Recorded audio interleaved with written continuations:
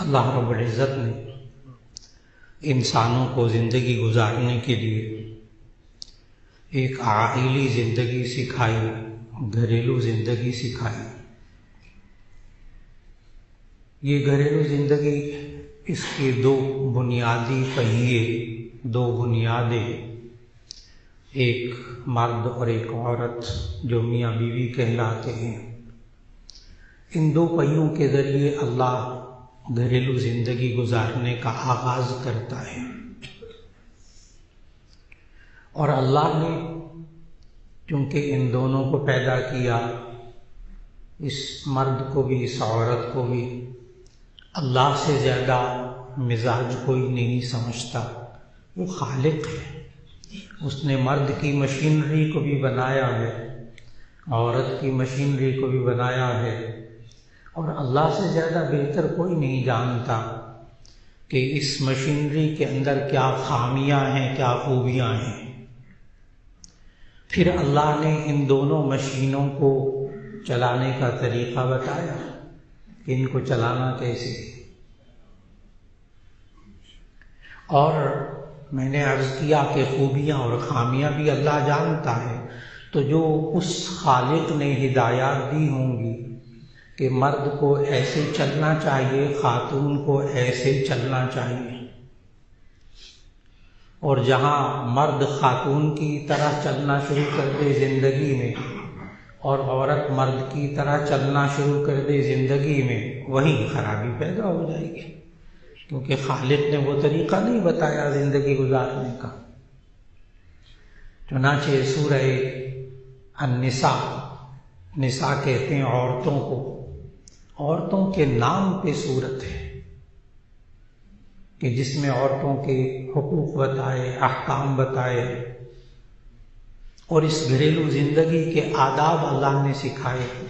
تو سورہ نساء کی آیت نمبر 34 شروع میں تلاوت کی، اللہ نے توفیق عطا فرمائی، تو اس میں اللہ نے مردوں کے بارے میں، عورتوں کے بارے میں یوں کہا، الرجال قوامون علی النساء، کہ اللہ نے مردوں کو قوام بنایا ہے عورتوں پر۔ اب قوام کے مختلف مفسرین نے مختلف ترجمے کیے، کسی نے نگہبان کے ترجمہ کیا، کسی نے ذمہ دار ترجمہ کیا، کسی نے نگران ترجمہ کیا، سارے ترجمے ٹھیک۔ قوام پھر اپنی جگہ، الرجال قوامون علی النساء، مردوں کو عورتوں پر قوام بنایا گیا، نگران بنایا گیا، ان کو ذمہ داریاں دی گئیں۔ اب مرد غیر ذمہ دار ہو جائے تو وہ گھریلو زندگی ختم، جو آج ہم سے بہت بڑی کوتاہی ہو رہی ہے کہ ہم اپنے نوجوان بچوں کو، لڑکوں کو ہم ذمہ داری نہیں دیتے۔ ماں باپ ان کو 20-22 سال، 25 سال کا ہو کر بھی بچہ ہی سمجھتے ہیں، ان کو اسی طرح ڈیل کرتے ہیں جیسے 5-6-7 سال کے بچے کو۔ نتیجہ یہ ہوتا ہے کہ یہ بچہ میٹرک تک پڑھتا رہتا ہے، ماں باپ اس پر کوئی ذمہ داری نہیں ڈالتے، نہ سودا لانے کی ذمہ داری، نہ ڈبل روٹی انڈے لانے کی ذمہ داری، نہ کام کاج کی ذمہ داری۔ ٹھیک ہے، کمانا نہیں، پڑھنا ہے، لیکن ساتھ ساتھ گھریلو ذمہ داریاں ڈالیں اس پر۔ پھر یہ کالج کی زندگی میں پہنچا اور آگے پڑھنے لگا، یہاں تک کہ MBBS ڈاکٹر بن جاتا ہے، انجینئر بن جاتا ہے، IT کا بڑا ماہر بن جاتا ہے، لیکن ذمہ داری اٹھانے کو تیار نہیں ہوتا۔ کیوں؟ ماں باپ نے اس کی تربیت نہیں کی۔ اور اللہ کیا کہتا ہے کہ ہم نے مردوں کو ذمہ دار بنایا ہے، نگہبان بنایا ہے، اس کو ذمہ داریاں دینی ہوں گی تاکہ اس کو سمجھ آئے کہ میرے اوپر کیا ذمہ داریاں ہیں، اور وجہ کیا ہے، اللہ نے کیوں ذمہ دار بنایا، اس خالق نے خود وجہ بھی بتائی۔ الرجال قوامون علی النساء بما فضل اللہ بعضهم علی بعض، اس وجہ سے کہ اللہ نے ان کو ایک دوسرے پر فضیلت دی۔ عورت کی اپنی فضیلت ہے، مردوں کی الگ فضیلت ہے۔ یہاں یہ نہیں ہے کہ اللہ نے مردوں ہی کو فضیلت دی ہے، یہ ترجمہ تو نہیں ہے۔ بما فضل اللہ بعضهم علی بعض، کہ اللہ نے ان کو ایک دوسرے پر فضیلت دی ہے. کچھ باتوں میں عورتوں کو فضیلت حاصل ہے، کچھ باتوں میں مردوں کو فضیلت حاصل ہے.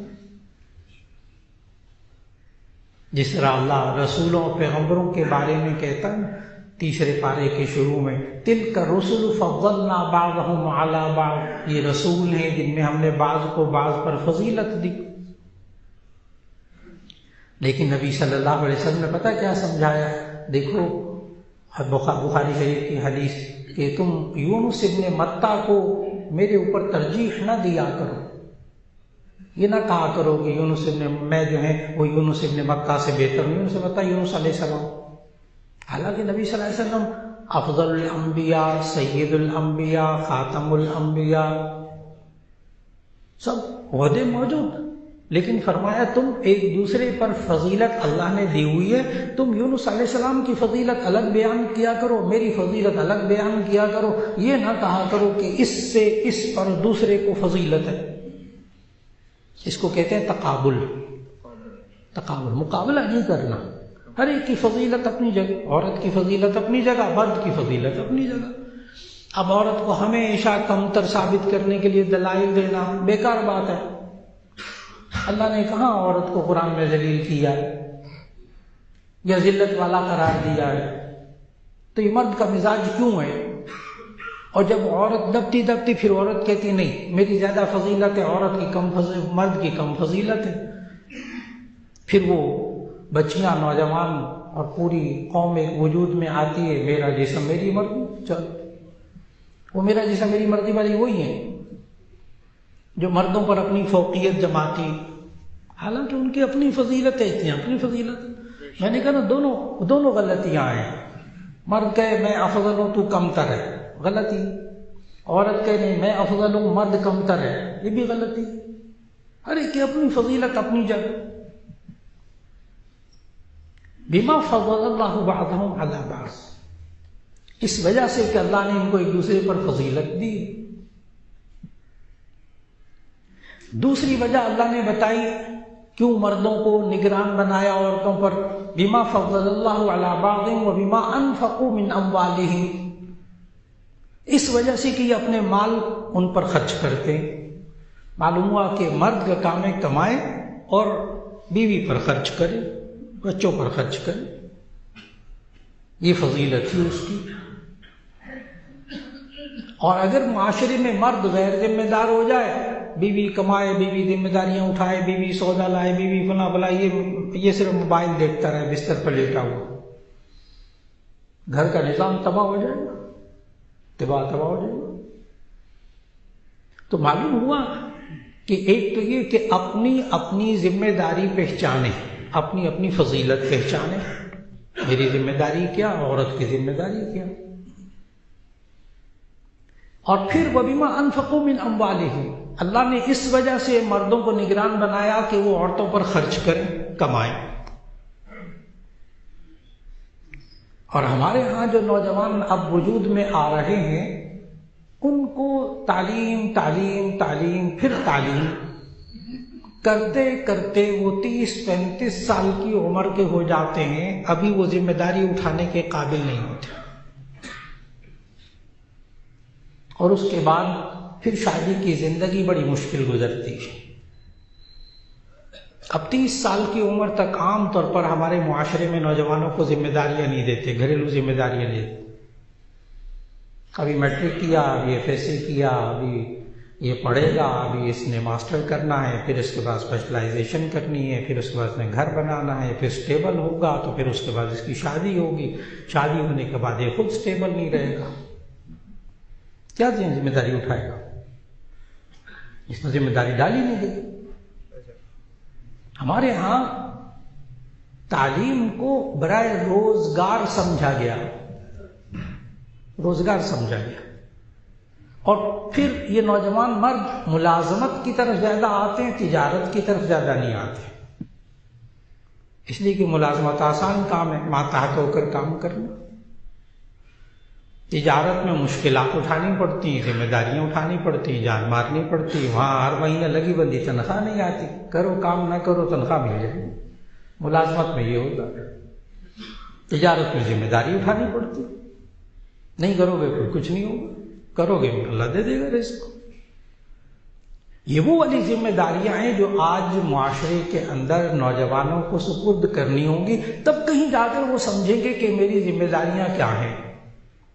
پھر آگے عورت کی ذمہ داریاں اللہ نے بتائیں، اسی آیت نمبر 34 میں سورہ نساء، الرجال قوامون علی النساء بما فضل اللہ بعضهم علی بعض وبما انفقوا من اموالہم، یہاں تک تو اللہ نے مردوں کے بارے میں بتایا۔ آگے وہ خالق کیا کہہ رہا ہے، فالصالحات قانتات حافظات للغیب بما حفظ اللہ۔ تین خوبیاں بتائیں عورت کی، بیوی کی، تین ذمہ داریاں بتائیں۔ خالق ہے نا، تین لفظ بولے، ساری زندگی بیچ میں آ گئی کہ شادی کے بعد بیوی کو کیسی زندگی گزارنی چاہیے۔ تین لفظ، فالصالحات قانتات حافظات للغیب بما حفظ اللہ۔ نمبر ایک، فالصالحات، وہ بیویوں کی ذمہ داری کیا ہے؟ وہ نیک، صالح بیوی، نیک ہونا یہ اس کی ذمہ داری ہے۔ نیکی کس کو کہتے ہیں، گناہ کس کو کہتے ہیں؟ بہت آسان سی بات، اللہ اور اس کے رسول صلی اللہ علیہ وسلم کی بات مان کر چلے تو نیک ہے، اللہ اور اس کے رسول کی نافرمانی کرے تو وہ صالح نہیں ہے۔ فالصالحات، نمبر ایک صالحات، نیک بیوی۔ یہ نیک بیوی کس کو کہتے ہیں؟ سارے گھر کو پکائے، کھانا پکا کے دے، ساروں کے کپڑے دھوئے، یہ تو اللہ نے نہیں کہا قرآن میں۔ اس کے ماں باپ کا بھی خیال رکھے، ہاں، دیور جن جیٹھ نند سب کی روٹیاں پکائے، وہ تو الگ بات ہے، وہ الگ موضوع ہے۔ یہاں تو کہا فالصالحات، نمبر ایک نیک ہو۔ میں نے نیک کی بہت آسان سی تعریف کر دی، اللہ اور اس کے رسول صلی اللہ علیہ وسلم کی بات مان کر چلنے والی ہے، بس۔ نمبر دو، قانتات، اب ذہن میں رکھنا ہوگا، فالصالحات، نیک عورتیں۔ لہذا جو عورت اللہ اور اس کے رسول صلی اللہ علیہ وسلم کی نافرمانی کر کے زندگی گزار رہی ہو، یعنی گناہ کی زندگی گزار رہی ہو، اس میں سکون ہو ہی نہیں سکتا، اس میں محبت ہو ہی نہیں سکتی، اس میں اللہ کی رحمت ہو ہی نہیں سکتی۔ تین چیزوں کو تلاش کرنا ہے، کن چیزوں سے سکون ملتا ہے، کن چیزوں سے محبت باقی رہتی ہے، کن چیزوں سے اللہ کی رحمت اس گھر پہ ہوتی ہے۔ تین چیزوں کو تلاش کرتے رہنا ہے۔ کوئی چیز، کوئی کام ایسا نہ ہونے پائے جس سے بے سکونی ہو جائے، کوئی کام ایسا نہ ہو جس سے محبت میں کمی ہو جائے، کوئی کام ایسا نہ ہو جس سے اللہ کی رحمت اٹھ جائے۔ اس کے لیے فالصالحات، ان خواتین کو نیک ہونا ہوگا، اور نیک ہونے کے لیے یہ بھی ضروری ہے کہ ان کو پتا ہو کہ نیکی کیا ہے، گناہ کیا ہے، ان کو اتنا تو دین کا پتا ہو۔ ٹھیک ہے، نہ ہو عالمہ حافظہ قاریہ نہ ہو، کم از کم دین کا اتنا تو پتا ہو کون سے گناہ کبیرہ ہیں، کن گناہوں سے بچنا ہے، کن باتوں پر عمل کرنا ہے، موٹی موٹی دین کی باتیں اس کو پتا ہو۔ نمبر دو، قانتات، فرما بردار عورتیں، کہنا ماننے والی عورتیں، کہنا ماننے والی عورتیں، یہ اللہ نے خوبی بتائی ہے، اسے اختلاف نہیں کیا جا سکتا۔ کہنا ماننے والی عورتیں، کہاں تک کہنا مانے شوہر کا، وہ اللہ نے اور اللہ کے رسول صلی اللہ علیہ وسلم نے بتایا۔ کہاں تک مانے شوہر کی بات، علی المؤمن السمع والطاعہ ما لم یؤمر بمعصیت، کب تک عورت شوہر کا کہنا مانتی رہے، کوئی حد ہے؟ یہی سوال لوگ کرتے ہیں ماں باپ کے بارے میں۔ نوجوان بچے بچیاں کہتے ہیں ماں باپ کا کہنا کہاں تک مانے، ان کے لیے بھی یہی حدیث، ان کے لیے بھی یہی حدیث، کہاں تک کہنا مانے۔ لوگ یہ بھی پوچھتے ہیں استاد صاحب کا کہنا کہاں تک مانے، استاد کا کہنا کہاں تک مانے، اس کا بھی یہی جواب ہے، بیوی کہاں تک مانے شوہر کی، علی المؤمن السمع والطاعہ ما لم یؤمر بمعصیت، کہ اس کے ذمے ہے کہ وہ بات کو سنے اور بات کو مانے جب تک کہ اس کو گناہ کا حکم نہ دیا جائے۔ جب وہ گناہ کا حکم دیا جائے اپنے آپ کو روک لے، یہ اس پر عمل نہیں ہو سکتا۔ اور گناہ کو پھر ذہن میں رکھیے گا. گناہ کیا چیز؟ اللہ اور اس کے رسول صلی اللہ علیہ وسلم کی نافرمانی. گویا کہ ہمیں اپنے بچے اور بچیوں کو دین سکھانا ہوگا. ایسا نہ ہو کہ وہ بعد کی زندگی میں گناہ کی زندگی گزار رہے ہوں اور انہیں احساس بھی نہ ہو کہ گناہ کی زندگی ہے. اور ہمارے پاس دارالافتاء میں، جامعہ شفیہ میں، میرے پاس اتنے نوجوان آتے ہیں شادی کے بعد کی زندگی گزار، چند مہینے چند سال گزارنے کے بعد آ کر کہتے ہیں مولانا میں شادی ہو گئی میری، 1 آدھ سال ہو گیا، میں بڑے گناہوں میں مبتلا ہوں. تو ہمارے یہاں منع ہے یہ بات پوچھنا کہ یہ کون سا گناہ ہے. لیکن جب وہ سمجھ میں نہ آئے، نہیں مولانا میں پوچھنا چاہتا ہوں گناہ کیا ہوتا ہے، نیکی کیا ہوتی ہے، پھر ان کو بتا دی کہ بھی یہ کام گناہ کے ہیں، یہ نیکی کے کام ہیں. مجھے اس وقت بہت حیرت ہوتی ہے، ہمارے مفتیان کرام کو بہت حیرت ہوتی ہے کہ شادی کے بعد نوجوان زندگی گزارتے ہیں اور میاں بیوی والے بہت سارے کام، جن کو میں مہذب انداز میں ذکر کر رہا ہوں، بہت سارے کام میاں بیوی والے کر رہے ہیں. نوجوان کو قطعاً نہیں پتا کہ میں درست کر رہا ہوں، بیوی کو قطعاً نہیں پتا یہ گناہ ہے یا جائز ہے، اور ہے سارے جائز کام. بہت عجیب بات بتا رہا ہوں، جائز کام شریعت نے اجازت دی ہے، اور وہ 1-1.5 سال دلہا اور دلہن اس کو گناہ سمجھتے رہے. کیوں؟ کہ آج ماں باپ نے ان کو آگاہ نہیں کیا، اساتذہ نے آگاہ نہیں کیا، اور ان کو اس کی تعلیم ہی نہیں دی گئی کہ شادی کے بعد کی زندگی میں جائز کیا ہے، ناجائز کیا ہے. میں نے بڑے مہذب انداز میں بات کی ہے. نہیں معلوم نوجوان کو. نوجوان رہنمائی لے رہا ہے اس وقت سوشل میڈیا سے، اور سوشل میڈیا میں جو ڈاکٹر حضرات، جو سنجیدہ ڈاکٹر ہیں بیچارے، جو بڑے اچھی باتیں آ کر بتاتے ہیں، وہ بھی بار بار کہتے ہیں کہ آپ ہماری باتوں کو سنیں سمجھیں معلومات کے لیے، لیکن جب طبیعت خراب ہو اپنے ڈاکٹر کے پاس جائیں. میری ویڈیو دیکھ کر آپ خود علاج نہ کریں ورنہ نقصان ہوگا. ڈاکٹر کے خود سنجیدہ ڈاکٹر جو واقعی بڑے پڑھے لکھے قابل درست بات کرنے والے، وہ بھی یہی کہہ رہے ہیں. جو باتیں کہہ رہا ہوں ٹھیک ہے، آپ معلومات کے لیے اس کو سمجھیں، لیکن آپ جب بیمار ہوں تو علاج کروائیں ڈاکٹر سے. اس کو پتہ ہے آپ کو کون سی دوائی دینی کون سی نہیں دینی. یہ جو خود علاج ہے نا سوشل میڈیا کے ذریعے، اپنے جسمانی علاج خود کرنا، جس کو آپ کہتے ہیں سیلف میڈیکیشن. بعض لوگ کہتے ہیں نا کہ ہم سوشل میڈیا دیکھ دیکھ کر آدھے ڈاکٹر بن گئے، تو اس کے لیے الگ محاورہ ہے، اس کے لیے الگ محاورہ ہے. نیم حکیم خطرہ جان، نیم ملا خطرہ ایمان. وہ سوشل میڈیا سے نیم ملا بن جاتے ہیں، سوشل میڈیا سے نیم حکیم بن جاتے ہیں. تو نیم حکیم خطرہ جان اور نیم ملا خطرہ ایمان. سوشل میڈیا سے جب انسان رہنمائی لیتا ہے اپنی جسمانی علاج کے لیے، وہاں بھی یہ انسان منہ کے بل گرتا ہے، نقصان اٹھاتا ہے. بالکل اسی طرح سوشل میڈیا سے جب انسان روحانی رہنمائی لیتا ہے تو بس اوقات گمراہی کے دروازوں میں پہنچ جاتا ہے. یہ طریقہ نہیں ہے، کیونکہ بندہ معلوم نہیں کر سکتا کون صحیح ہے کون غلط.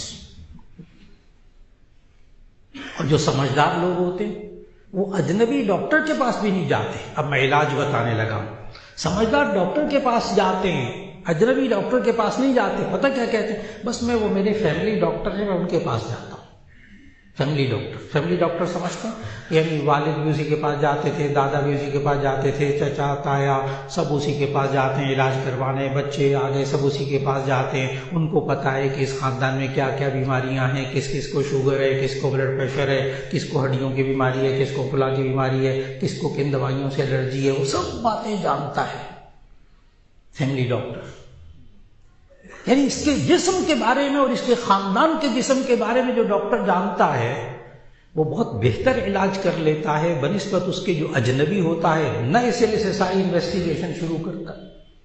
بالکل اسی طرح جس طرح ہمیں جسمانی ڈاکٹر کے لیے ایک فیملی ڈاکٹر کے لیے ضروری ہے جو ہمارا بیک گراؤنڈ اور ہماری اونچ نیچ زندگی کی جانتا ہے. اسے یہ بھی معلوم ہے کہ گزشتہ سال بھی انہیں فلو ہوا تھا تو میں نے یہ والی دوا دی تھی تو اس سے الرجی ہو گئی تھی، اور یہ دوائی دی تھی تو ٹھیک ہو گئے تھے. یہ اس کو یہ بھی پتہ ہے۔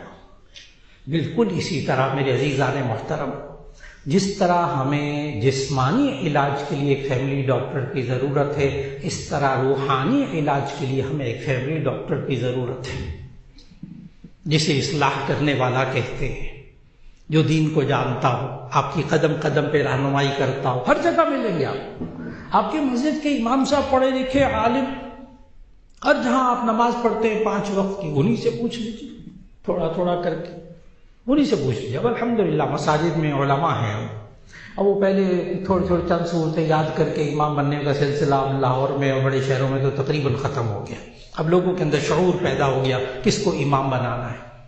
تو ایک تو یہ کہ وہاں عالم سے یا کم از کم اس سے جس کی اصلاح ہوئی بھی ہو، اس سے تعلق قائم کیجئے تاکہ سمجھ میں آئے۔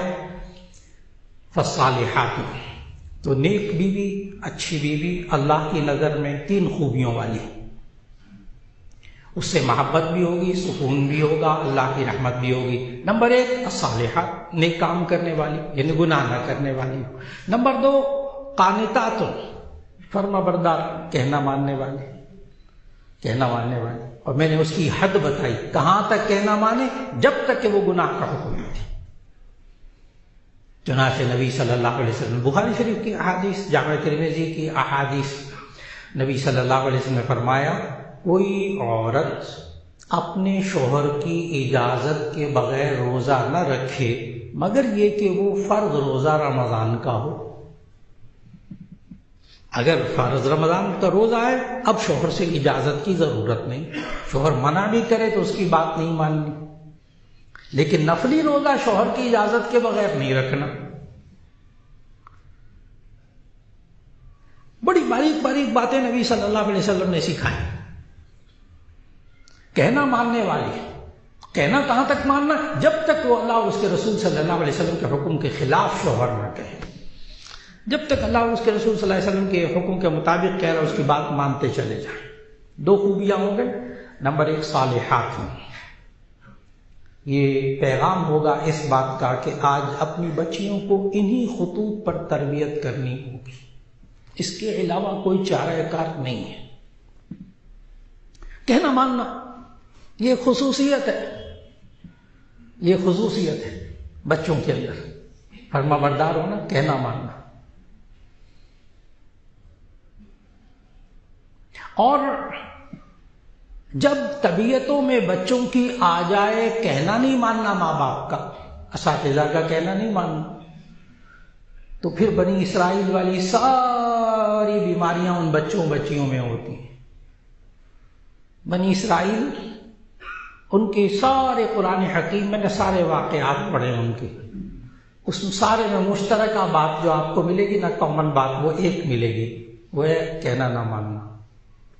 بہت عجیب بات ہے، بنی اسرائیل کی ایک ہی عادت تھی، بس بڑی بری عادت تھی، کہنا نہیں ماننا، جو بات کہے گی وہ نہیں ماننا، اچھی بات بھی کہی نا وہ بھی اس کو بھی ہیر پھیر کر کے نہیں ماننا، بس مزاج ہے۔ یہ گھر میں شادی سے پہلے کی زندگی میں بچوں اور بچیوں کو عادت ڈالنا کہ آپ کو کوئی درست بات کہی جائے تو آپ اس پر عمل کریں۔ تو کہنا ماننا، قانتات، فرما بردار عورتیں، یہ نہیں کہ شادی کے بعد ان کو سکھایا جائے تم نے شوہر کا کہنا ماننا ہے، وہ بیکار ہے، اس وقت وہ عادتیں بگڑی ہوئی ہیں۔ نمبر 3، تیسرا جو بات بتانے لگا ہوں، آیت پڑھنے لگا ہوں، سوچئے گا، یہ اس خالق نے کہا ہے تیسری خوبی جو بیوی کے اندر ہونی چاہیے، جو ہمیں بچیوں کو شادی سے پہلے پیدا کرنی پڑے گی۔ حافظات للغیب بما حفظ اللہ، کیا خوبصورت جملہ اللہ نے کہا ہے، اور کتنی گہری بات ہمارے معاشرے کی کہہ دی، جس کی وجہ سے آج گھر ٹوٹتے ہیں، جس پر عمل نہ کرنے کی وجہ سے۔ میاں بیوی میں محبت میں کمی آتی ہے اس کی وجہ سے، میاں بیوی کے گھر کا سکون ختم ہوتا ہے اس کی وجہ سے۔ حافظات للغیب بما حفظ اللہ، کیا خوبصورت الفاظ ہیں، حافظات للغیب، شوہر کی غیر موجودگی میں وہ حفاظت کرتی ہو اس چیز کی جس کی اللہ نے حفاظت کی ہے۔ عفت، عصمت، پاک دامنی. میں نے بڑے محتاط ہو کر کہا کہ آج یہ بنیاد ہے گھروں میں دراڑ پڑنے کی. اور نبی صلی اللہ علیہ وسلم نے کس کس انداز سے سمجھایا، کس کس انداز سے سمجھایا. حافظات للغیب بما حفظ اللہ، کہ وہ شوہر کی غیر موجودگی میں اس عصمت، عفت، پاک دامنی کی حفاظت کرنے والی ہو جس کی اللہ نے حفاظت کو اسے ذمہ دار قرار دیا. غیر مردوں سے بات کرنا، غیر مردوں سے ٹیلی فون استعمال کرنا.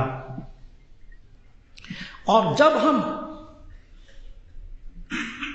اپنے نوجوان بچے اور بچیوں کی شادی سے پہلے کی زندگی کی نگرانی نہیں کرتے، فیس بک، انسٹاگرام، فلاں فلاں، سارے خاندان کی تصویریں، نوجوان بچے بچے سارے خاندان کی تصویریں، اپنے دوستوں کے ٹرپ، فلاں فلاں فلاں، سب کچھ ڈالا ہوا ہوتا ہے. شادی کے بعد جب شوہر بڑوں بڑوں کو دیکھا، بڑے بڑے لبرل شوہروں کو دیکھا، لبرل بس دین بھی ہونی چاہیے، دنیا بھی ہونا چاہیے، بس کھلا ذہن ہونا چاہیے. مولانا تنگ ذہن نہیں بنایا، سب کو مولوی نہ بنائے، اچھا تنگ ذہن نہ بنائے، کچھ کھلا ذہن ہونا چاہیے. تو یہ کھلے ذہن والے جو شوہر ہوتے ہیں نا، شادی کے بعد کی زندگی میں جب فیس بک میں اپنی بیوی کی سابقہ تصاویر کو دیکھتے ہیں مردوں کے ساتھ، اس کے بعد جو گھر ٹوٹنے شروع ہوتے ہیں، وہ کوئی نئی کہانی نہیں ہے، گھر گھر کی کہانی ہے، گھر گھر کی کہانی. جب ہم نے شادی سے پہلے کی زندگی میں حافظات للغیب بما حفظ اللہ نہیں سکھایا، تو شادی کے بعد کی زندگی میں کہاں سے آئے گا؟ اس کے لیے بڑا جہاد کرنا پڑے گا، بڑی کوشش کرنی پڑے گی.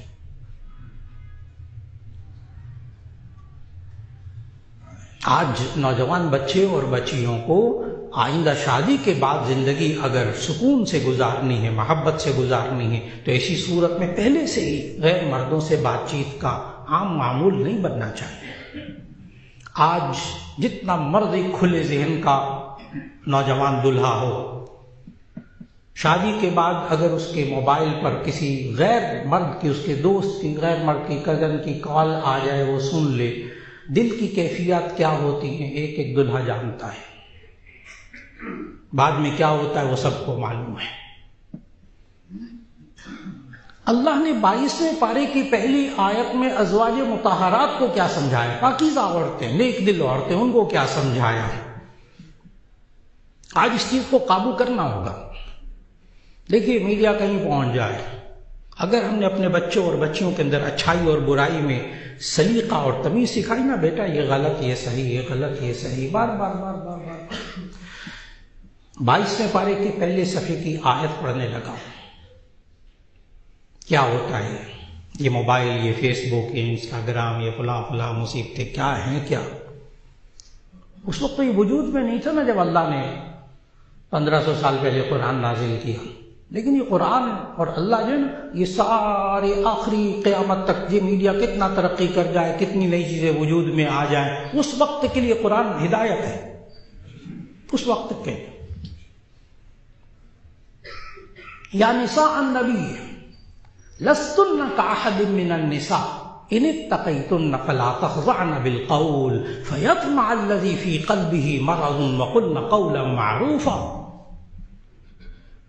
یا نساء النبی لستن کاحد من النساء، اے نبی کی بیویوں تم عام عورتوں کی طرح نہیں ہو. کتنی پاکیزہ عورتیں، ان کو اللہ سکھا رہا ہے. ان اتقیتن، اگر تم پرہیزگاری اختیار کرو تو فلا تخضعن بالقول، تم مردوں سے بات کرتے وقت نرم لہجہ مت رکھنا. خالق بتا رہا ہے، یہ ذہن میں رکھیے، خالق کہہ رہا ہے میں نے عورت کی مشین کو بھی بنایا، مرد کی مشین کو بھی بنایا. اگر یہ مشین نرم لہجے میں بات کرے گی غیر مرد سے، فلا تخضعن بالقول، ان مردوں سے نرم لہجے میں بات مت کرنا. فیطمع الذی فی قلبہ مرض، کہ پھر اس مرد کے دل میں بیماری پیدا ہو جائے گی، جس کو ہمارا معاشرہ محبت کہتا ہے. لیکن عجیب بات بتاؤں آپ کو، شوہر اس کو محبت کبھی نہیں کہے گا۔ اگر بیوی کے دل میں کسی غیر مرد کی یہ چیز پیدا ہو جائے، قلبی رجحان پیدا ہو جائے، تو شوہر آج کل کا محبت نہیں کہتا۔ معلوم ہوا شوہر بھی اس کو برا سمجھتا ہے، اگرچہ شادی سے پہلے وہ ان سب چیزوں کو حلال اور جائز سمجھتا تھا۔ کیا عجیب بات نہیں ہے؟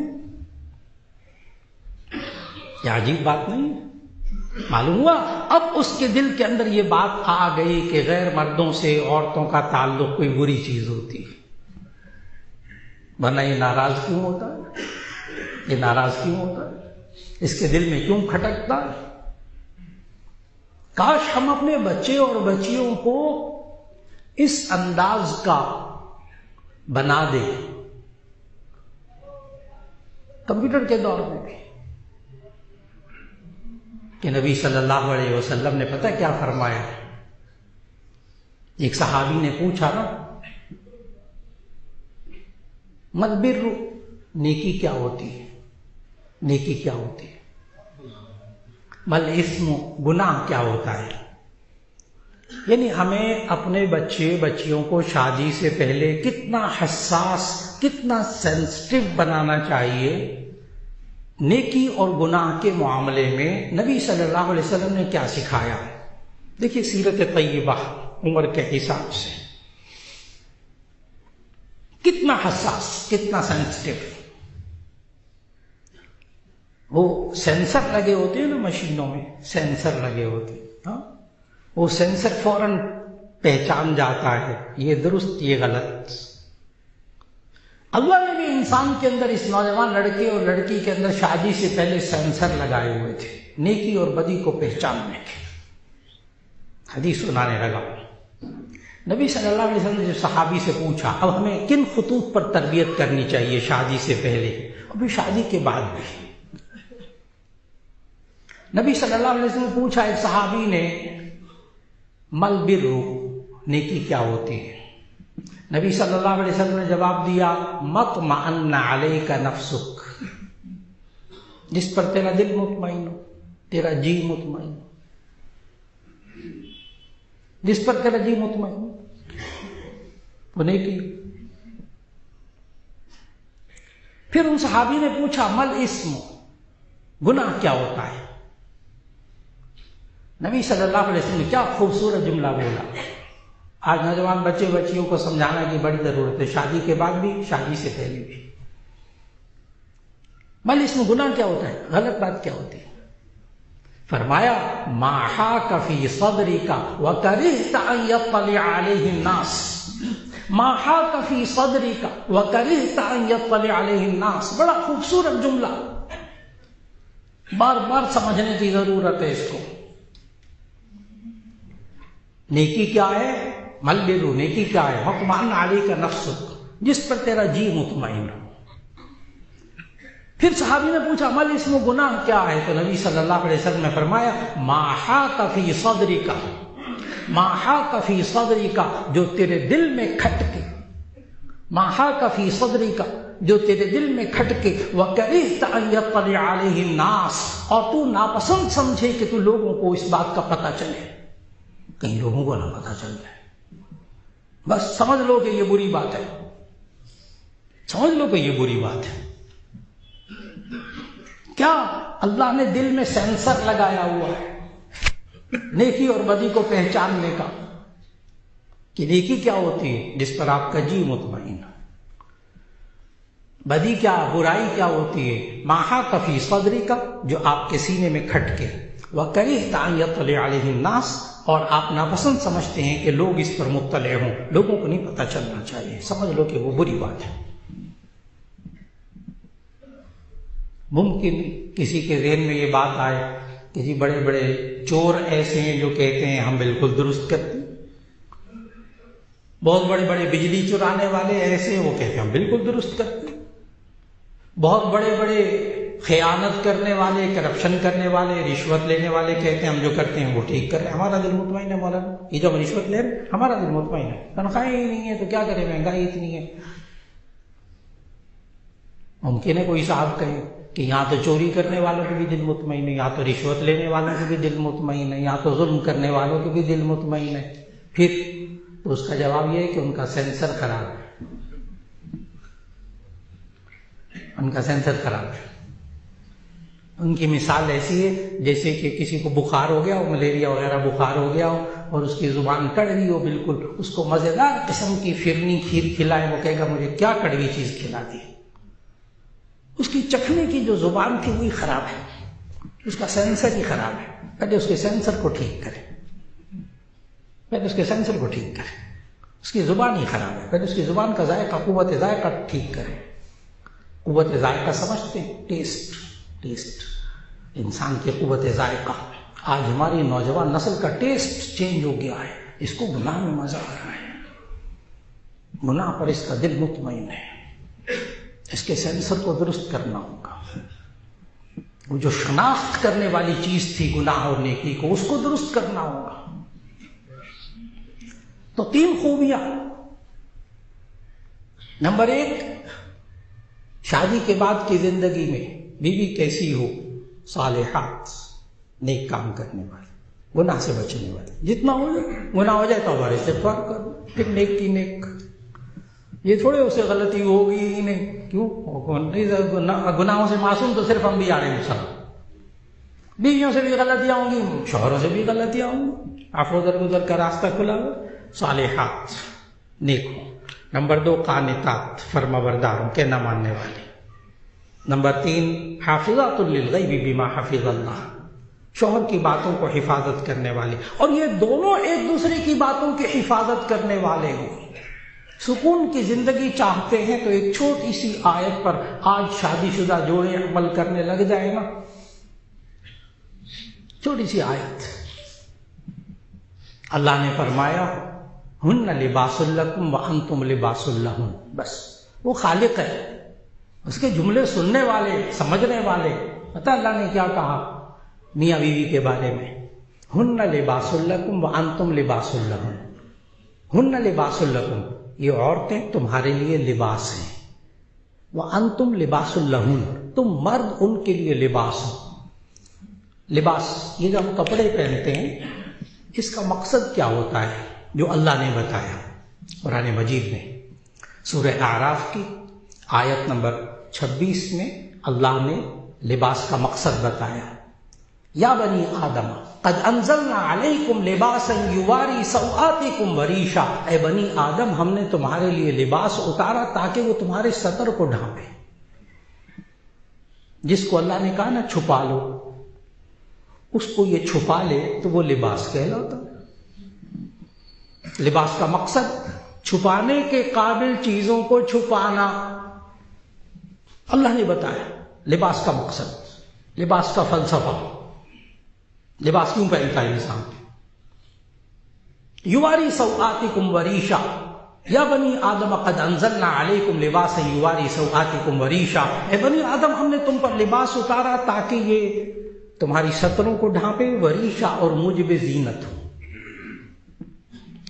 اب میں پھر وہ آیت پڑھنے لگا. وہ میاں بیوی کے لیے اللہ نے کہا ہن لباس لکم وانتم لباس لہن، یہ بیویاں تمہارے لیے لباس ہے، تم ان کے لیے لباس ہو.